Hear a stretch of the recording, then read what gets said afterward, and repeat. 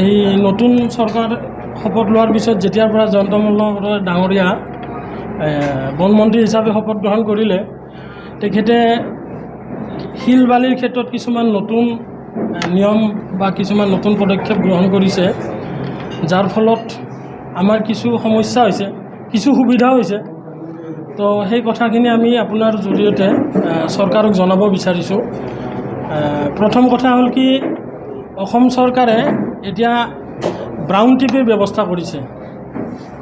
তো ব্ৰাউন ট্ৰিপিৰ ব্যৱস্থাটোক আমিও স্বাগতম জনাইছোঁ। খুব ভাল পদক্ষেপ, চৰকাৰৰ ৰাজহ বৃদ্ধি হ'ব। তো চৰকাৰৰ ৰাজহ বৃদ্ধি হ'লে ৰাজ্য এখনৰ উন্নতি হ'ব, আমি সদায় সেইটোত ছাপোৰ্ট কৰি আহিছোঁ। কিন্তু ঘটনাটো হ'ল কি, ব্ৰাউন ট্ৰিপিৰ যিটো আপোনাৰ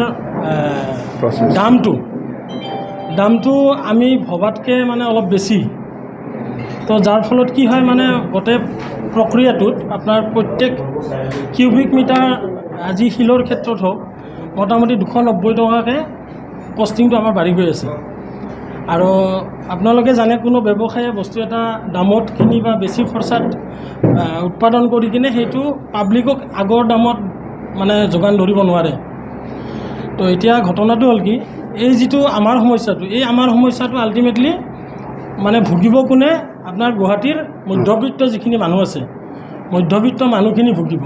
কাৰণ প্ৰত্যেক এটা সাধাৰণ মানুহৰো এটা সপোন থাকে, এটা সৰুকৈ হ'লেও ঘৰ এটা বনাওঁ। আৰু ঘৰ বনাব লাগিলে যিটো মানে মূল ফাউণ্ডেশ্যনৰ কাৰণে দৰকাৰী বস্তুটো হৈছে শিল আৰু বালি। এতিয়া শিল আৰু বালিত যেতিয়া 300 টকা চিয়ামত বাঢ়ি যাব, তেখেতসকলৰ নিশ্চয়কৈ বাজেটত এটা আলিমুলি হ'ব। বা এই ব্যৱসায়টো আমি যে ইমান দিনৰ পৰা এটা ৰেটত কৰি আছোঁ, আজি ঘপককৈ 300 টকা পাৰ চিয়াম বাঢ়ি যোৱাৰ লগে লগে যিটো মানে গ্ৰাহক আৰু যিটো আমাৰ ব্যৱসায়ৰ মাজত মানে বস্তুটো বুজাই মেলাই আনিব পৰা নাই আমি এতিয়ালৈকে। পটককৈ ইমান দাম কিয় বাঢ়িলে? তো এইটো এটা আমাক সন্দেহ চকুৰে চাই আছে। তো আপোনালোকৰ যোগেদি গ্ৰাহকবিলাকেও গম পাব যে আমি একচুৱেলি দামটো কিহৰ কাৰণে বঢ়াব লগা হৈছে।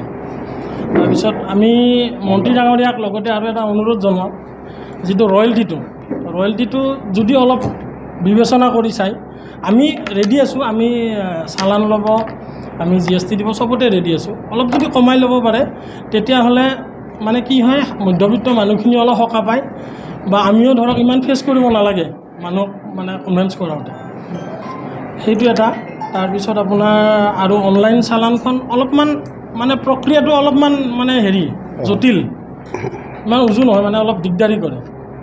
তো আমি মাননীয় মন্ত্ৰী মহোদয়ক আমি এটা অনুৰোধ কৰাওঁ, যিবিলাক আমাৰ বন বিষয়াৰ কাৰ্যালয় আছে, প্ৰত্যেকটো কাৰ্যালয়তে যদি এজন মানে অভিজ্ঞ কম্পিউটাৰ অপাৰেটৰ এজন দিয়ে, মানে আমি আগতে লিভি যেনেকৈ লৈছিলোঁ, ঠিক তেনেদৰে এতিয়া মই গ'লোঁ, ধৰক পইচাটো বাৰু আমিয়ে দিম, চালানটো যদি আমাক হেল্প কৰি দিয়ে মানে কাটোতে, চালানখন বনাওঁতে, তেতিয়াহ'লে অলপ সুবিধা হয়। সেইটো দয়া কৰি মন্ত্ৰী মহোদয়ে বিবেচনা কৰি চাব।